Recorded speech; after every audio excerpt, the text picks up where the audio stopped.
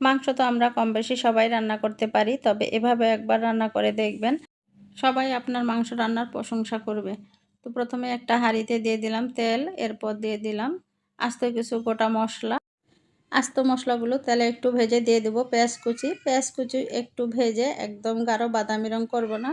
পেঁয়াজ কুচিটা যখন একটু নরম হয়ে আসবে তার মধ্যে দিয়ে দিব আদা বাটা, রসুন বাটা, জিরা গুঁড়া, ধনিয়ার গুঁড়া, আরও দিয়ে দিব গরম মশলার গুঁড়া, হলুদের গুঁড়া এবং মরিচের গুঁড়া দিয়ে মশলাটাকে খুব ভালোভাবে কষিয়ে নেব।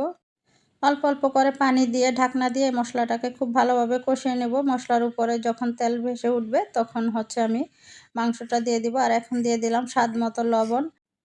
এই তো আমার মশলাটা কষানো হয়ে গেছে, এবার আমি মাংসটা দিয়ে দিব।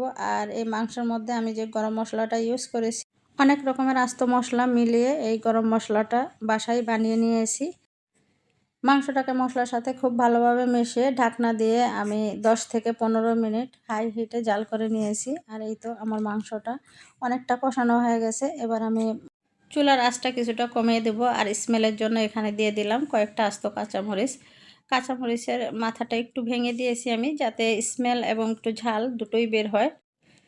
এখন আমি মাংসটা সেদ্ধর জন্য দিয়েছি পানি, আর এখানে আমি প্রায় 2 কাপ পরিমাণ পানি দিয়েছি। আর এই পানিটা অবশ্যই গরম পানি দিতে হবে।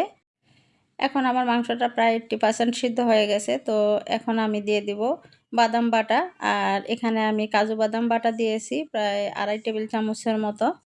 কাজু বাদাম দিয়ে আমি ঢাকনা দিয়ে রান্না করে নিয়েছি আরও কিছুক্ষণ। এরপর আমি দিয়ে দিচ্ছি এখানে ঘি, আর দিয়ে দিচ্ছি কেওড়া জল। এগুলো দিয়ে আমি ঢাকনা দিয়ে আরও কিছুক্ষণ রান্না করে নিয়েছি। আমার মাংস রান্না কমপ্লিট। এখন আমি চুলাটা অফ করে দিয়ে দিব 1 টেবিল চামচ পরিমাণ গুঁড়ো দুধ। গুঁড়ো দুধ দিয়ে ঢাকনা দিয়ে রেখে দেবো কিছুক্ষণ। এরপরেই তো আমি নেড়ে চেড়ে এই গুঁড়ো দুধটা মিশিয়ে নেব। আর এই তো আমার মাংস রান্না কমপ্লিট।